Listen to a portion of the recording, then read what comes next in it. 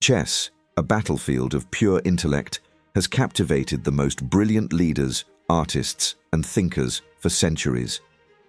But how well could they actually play? Would Napoleon's bold strategies translate to brilliance on the board, or would he fall victim to careless blunders? Could Einstein's intellect extend to chess tactics, or would he struggle against a seasoned amateur?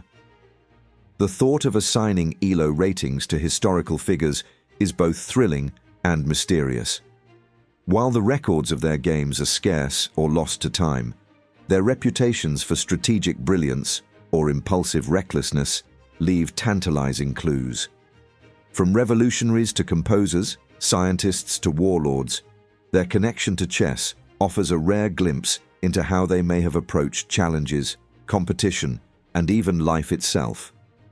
Step into the past and discover how some of the greatest minds in history might have fared over the 64 squares.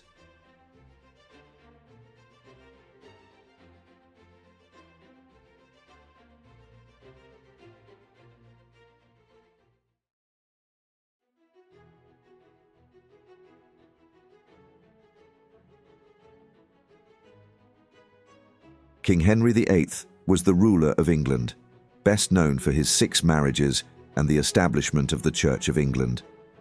Chess was a popular pastime among European royalty, and Henry VIII played regularly. He was gifted an elaborate chess set by the Holy Roman Emperor Charles V. However, no evidence suggests he was highly skilled, placing him at a casual level.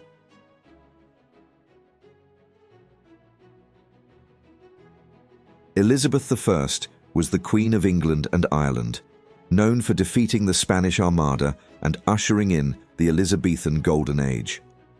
She was a highly strategic ruler, and historical records suggest she played chess. The game likely appealed to her tactical mindset, but there is no evidence of advanced study, suggesting she played at a casual or courtly level.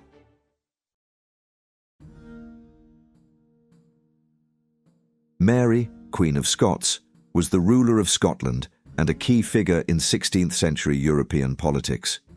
She was known for her tragic reign and eventual execution. Chess was one of her favorite pastimes, and some reports suggest she used a chess set to communicate while imprisoned. However, there is no indication she played beyond a basic or recreational level.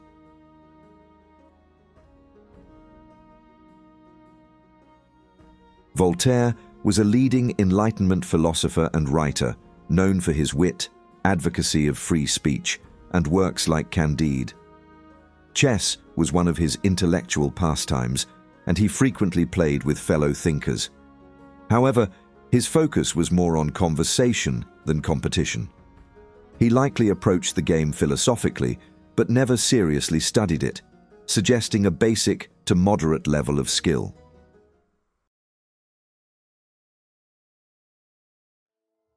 Benjamin Franklin was an American polymath, scientist, diplomat, and founding father of the United States. He was one of the first Americans to champion chess, writing The Morals of Chess, which explored its ethical and intellectual benefits. He played frequently and had a strategic mindset, making him one of the strongest amateur players of his time, likely reaching expert-level strength.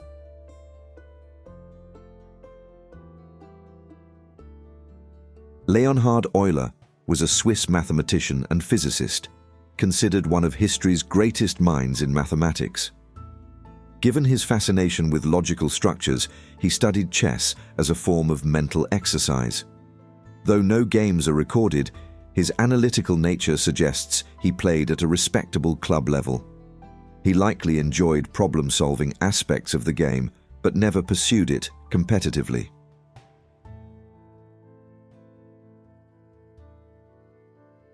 Immanuel Kant was a German philosopher, regarded as a central figure in modern philosophy, best known for critique of pure reason. He had a deep appreciation for logic and strategic thinking, which extended to chess. He played informally and likely enjoyed the game for its intellectual challenges rather than competitive aspects. His estimated skill level suggests a moderately strong amateur player.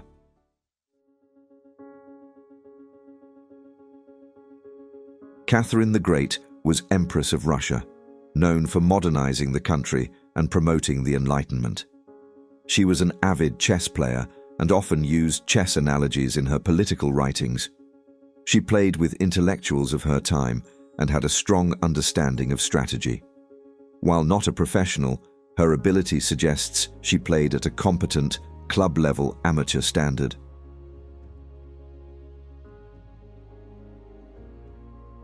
Thomas Jefferson was the third President of the United States and the primary author of the Declaration of Independence.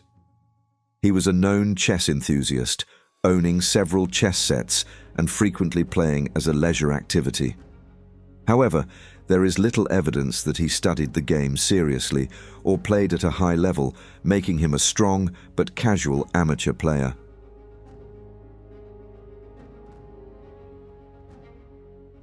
Napoleon Bonaparte was a French military leader and emperor, renowned for his strategic genius in warfare. He frequently played chess, reportedly using aggressive but flawed tactics. Though he enjoyed the game, historical records indicate he often blundered, leading to the belief that his chess ability was limited.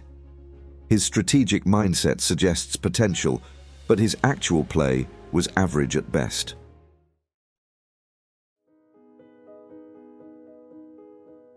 Ludwig van Beethoven was a German composer and pianist, one of the most influential figures in Western classical music. He played chess casually and reportedly enjoyed the game's complexity. However, no records suggest he studied or competed seriously. Given his artistic focus, chess was likely a recreational pursuit rather than a disciplined practice, placing him at a beginner to casual level.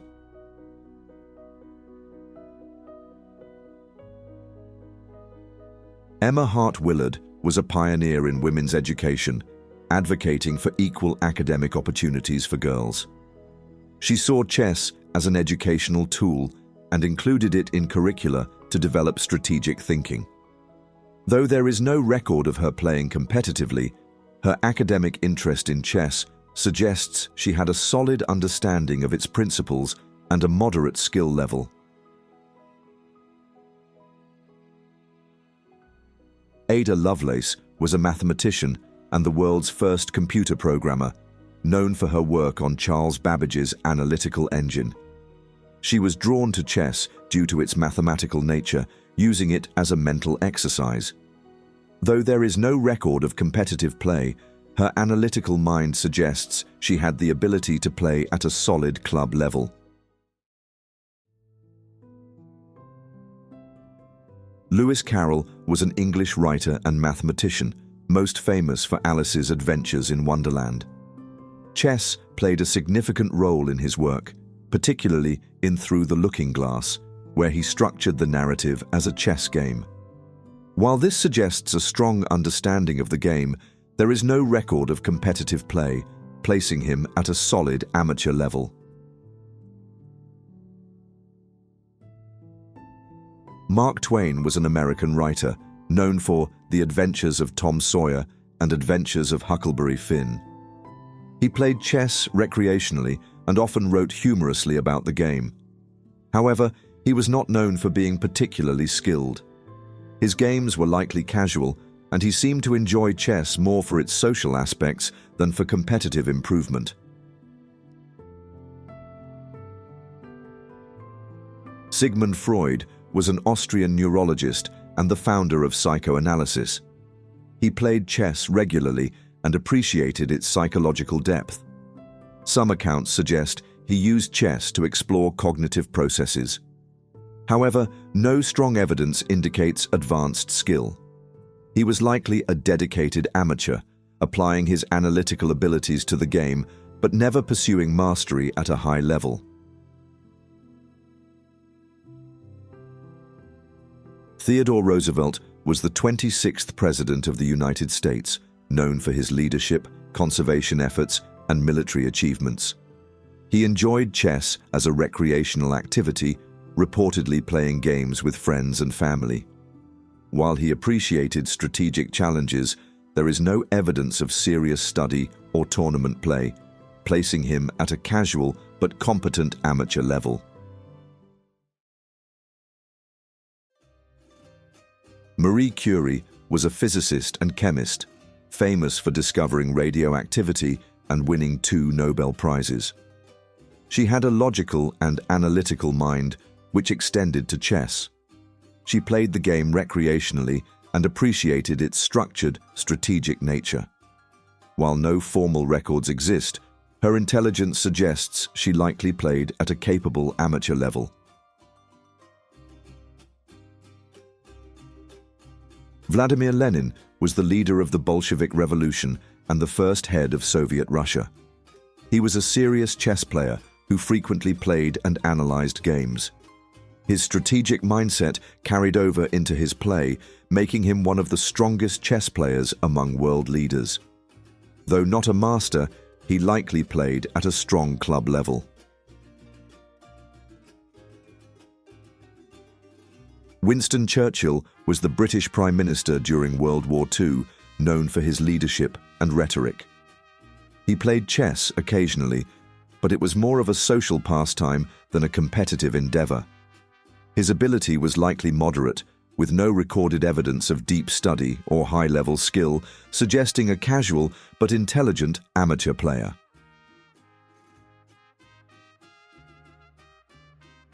Carl Jung was a Swiss psychiatrist and the founder of analytical psychology. Chess fascinated him as a reflection of the subconscious mind, and he played regularly. Though not a competitive player, his intellectual approach suggests he understood strategic principles. His level of play was likely that of a strong amateur, viewing chess through a psychological and symbolic lens. Albert Einstein was a theoretical physicist, best known for the theory of relativity. He was a passionate chess player and had a personal connection with former world chess champion Emanuel Lasker. Though he played frequently, he never reached a competitive level. His logical reasoning and problem-solving skills suggest a respectable playing strength, likely that of an advanced amateur.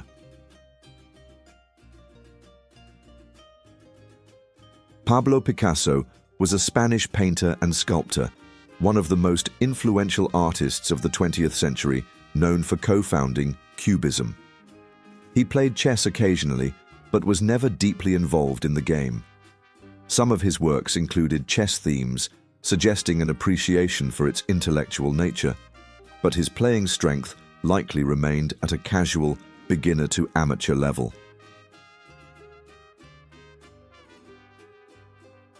Franklin D. Roosevelt was the 32nd President of the United States, leading the country through the Great Depression and World War II. He was an avid chess player and enjoyed the game as a form of relaxation. While not a tournament competitor, he was a strong amateur with a good understanding of strategy, likely playing at a club level. Eleanor Roosevelt was the First Lady of the United States and a key advocate for human rights and social reform. She was known to play chess as a way to encourage strategic thinking among young people. While there is no indication she studied it deeply, she likely played at a competent amateur level, enjoying the game for intellectual stimulation.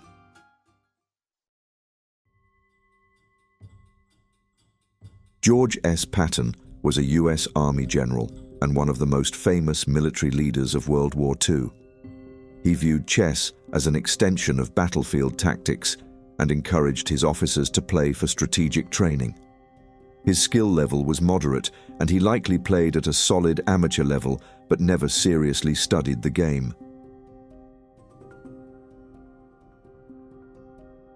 Marcel Duchamp was a French artist and a pioneer of Dadaism and conceptual art. Unlike most on this list, he was a serious chess competitor, playing at an expert level and even competing in national championships. He eventually prioritized chess over art, studying the game deeply and achieving near-master strength, making him the strongest known chess player among non-chess professionals. Charlie Chaplin was an English filmmaker and comedian, best known for silent film classics like The Kid and City Lights. He enjoyed chess and played with fellow actors and friends. Though not an advanced player, he found the game engaging and intellectually stimulating. His skill level likely remained that of a competent amateur with no evidence of deep study. Agatha Christie was a British mystery writer best known for Murder on the Orient Express and Then There Were None. She often incorporated chess into her detective stories and played herself. While she understood the game's strategic depth, her ability was likely that of a casual amateur who enjoyed chess more for its narrative and thematic appeal.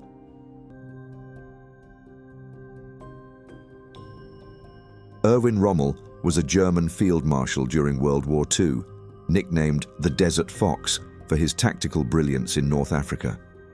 He played chess as a way to refine his strategic thinking, though there is no record of competitive play. His ability was likely that of a strong amateur, using chess as a training tool rather than a serious pursuit.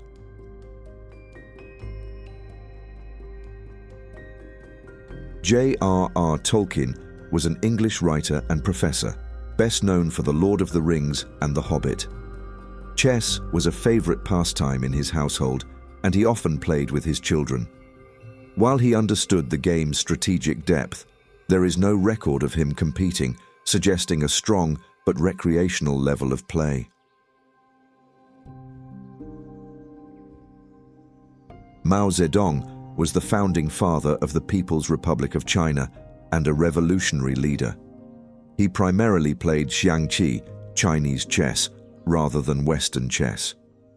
Though he was an avid player of his native chess variant, his Western chess ability is largely unknown, and any estimation would suggest a beginner's level or basic familiarity with the game. Humphrey Bogart was an American actor, known for classic films like Casablanca and The Maltese Falcon. He was one of Hollywood's strongest chess players, regularly playing in clubs and even participating in exhibition games against grandmasters. His dedication to the game and documented play suggest he reached near master level, making him one of the best chess players in entertainment history. Ernest Hemingway was an American novelist, famous for The Old Man and the Sea and A Farewell to Arms. He played chess recreationally, often with fellow writers and friends. While he enjoyed the game's strategic elements, there is no evidence of serious study or competition. His playing strength likely remained at a beginner to casual amateur level. Salvador Dali was a Spanish surrealist artist, known for works like The Persistence of Memory. He had a fascination with chess and even designed his own chess sets.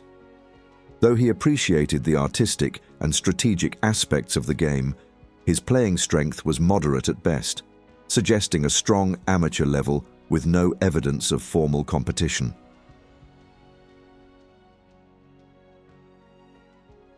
Alan Turing was a British mathematician and computer scientist, best known for breaking the Enigma code in World War II. He had a theoretical interest in chess and worked on early chess-playing algorithms. However, there is no evidence that he was a strong player himself, suggesting his skill level remained at a casual or beginner level. Hedy Lamarr was an actress and inventor, known for her contributions to early wireless communication technology. She enjoyed playing chess, which complemented her analytical mind. Though she was not a competitive player, she demonstrated strategic thinking in various aspects of her life, suggesting she was a competent amateur who enjoyed the game for mental stimulation.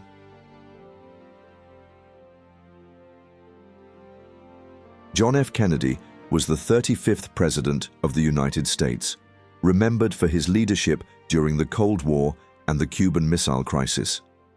He was a keen chess player and frequently played with friends and advisors. While not a tournament competitor, he had a solid understanding of strategy, suggesting a strong amateur level, likely capable of club-level play.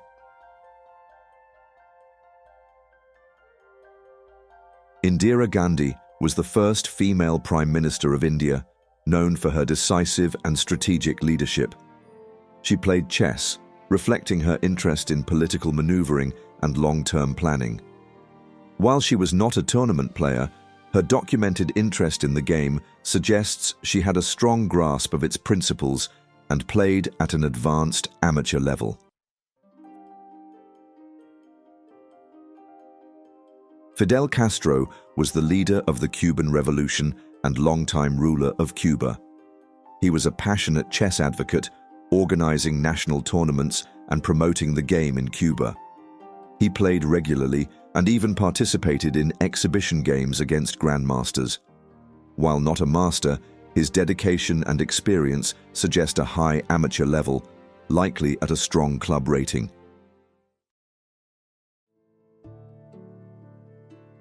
Che Guevara was an Argentine revolutionary and key figure in the Cuban Revolution. He played chess regularly and promoted its educational value. Though he enjoyed the game, there is no record of him playing competitively. His ability likely remained at a casual amateur level, with more emphasis on the game's cultural and intellectual appeal than on serious study.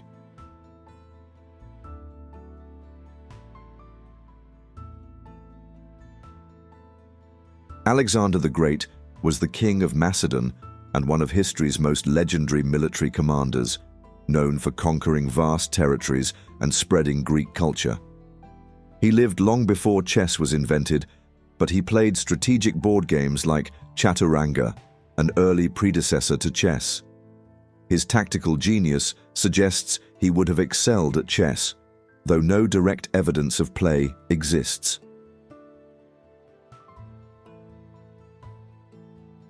Leonardo da Vinci was a Renaissance polymath, famous for his contributions to art, science, and engineering, including masterpieces like The Last Supper and Mona Lisa.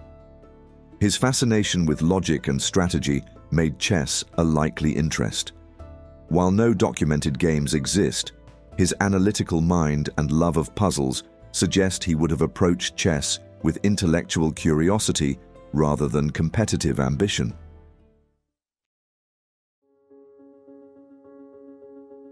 Charles Dickens was a British novelist, famous for works such as A Tale of Two Cities and Oliver Twist. While chess was a common pastime in Victorian England, there is no direct evidence that Dickens played the game seriously. Some of his writings reference chess, but there are no known accounts of him as an active or skilled player.